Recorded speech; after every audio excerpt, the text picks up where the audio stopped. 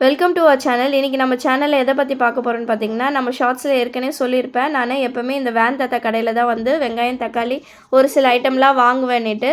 இதுதான் அந்த வேனு. தாத்தா எப்போவுமே 12:30லேருந்து ஒரு ஈவினிங் 4:00 வரைக்கும் இருப்பார். இன்றைக்கி என்னெல்லாம் கொண்டு வந்திருக்காருன்னு பார்ப்போம்.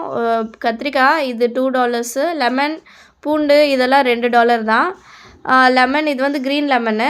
அப்புறமேட்டு பார்த்திங்கன்னா பச்சை மிளகா கொண்டு வந்திருக்காரு. பெரிய பச்சை மிளகாய் இது. சின்ன பச்சை மிளகா கொண்டு வர்றாரு. ஆனால் வந்து இந்த கவர் வந்து $2.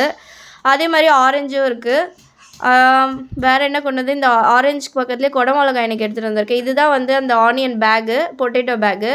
இது மோஸ்ட்லி என்னென்னு எவ்வளோ இருக்குன்னு பார்த்தீங்கன்னா, இவர்கிட்ட $3 இல்லைனா $4 இருக்கும். இன்றைக்கி கேரட்டு, ஸ்ப்ரிங் ஆனியன், கொத்தமல்லி, புதினாலாம் எப்போவுமே இருக்கும். இதெல்லாம் $1 தான்.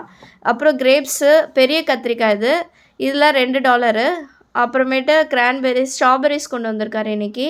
ஒரு சில டைம் அவகேடோவும் கொண்டு வருவார். அது பார்த்திங்கன்னா அதுவும் $2 தான். இது வந்து நல்லா ஃப்ரெஷ்ஷாக இருந்துச்சு. பனானா எப்போவுமே இருக்கும், $1 ஒரு கவரு.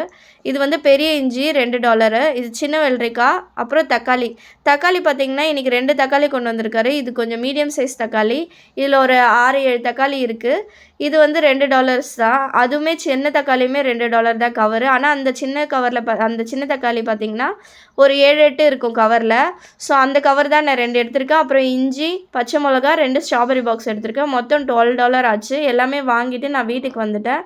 அடுத்து சரி ஈவினிங் டைம் ஆகிடுச்சு, பசங்களுக்கு ஹெல்த்தியாக எதாவது செய்யலான்னுட்டு 1/2 கப் ராகி மாவு, ஒரு 2 டீஸ்பூன் அரிசி மாவு, உப்பு, சுடு தண்ணி கொஞ்சம் கொஞ்சமாக சேர்த்து நல்லா மாவு பதத்துக்கு பிசைஞ்சு ஒரு சைடு வச்சுட்டு, இன்னொரு சைடு கடாயில் கொஞ்சம் பட்டர், கார்லிக், வெங்காயம், அதே மாதிரி இஞ்சி பூண்டு பேஸ்ட்டு கட் பண்ணி சின்ன சின்னதாக கட் பண்ணி வச்ச சிக்கனு, பெப்பரு, சால்ட்டு தேவையான அளவு இதெல்லாம் போட்டு நல்லா சாட்டே பண்ணி ஒரு 15 மினிட்ஸ்லேயே ரெடி ஆகிடும் ஸ்டஃபிங்ஸு.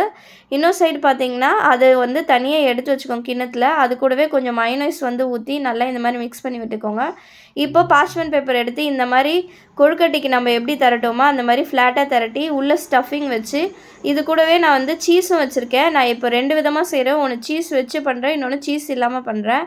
இது சீஸ் இந்த மாதிரி வச்சு இதை நல்லா கொழுக்கட்டை எப்படி பிடிப்போமோ அந்த மாதிரி பிடிச்சிக்கோங்க. பிடிச்சி ஏற்கனவே நான் இட்லி தட்டு வந்து சூடு பண்ணி வச்சுருக்கேன். அந்த சூடு பண்ணி வச்சுருக்க இட்லி தட்டில் இதையும் வச்சுருப்போம். தட்டில் ஏற்கனவே 3 வச்சுருக்கேன்ல, அது வந்து சீஸ் இல்லாமல் பண்ண கொழுக்கட்டை. மேலே வந்து சீஸ் வச்சு பண்ணியிருக்கேன்.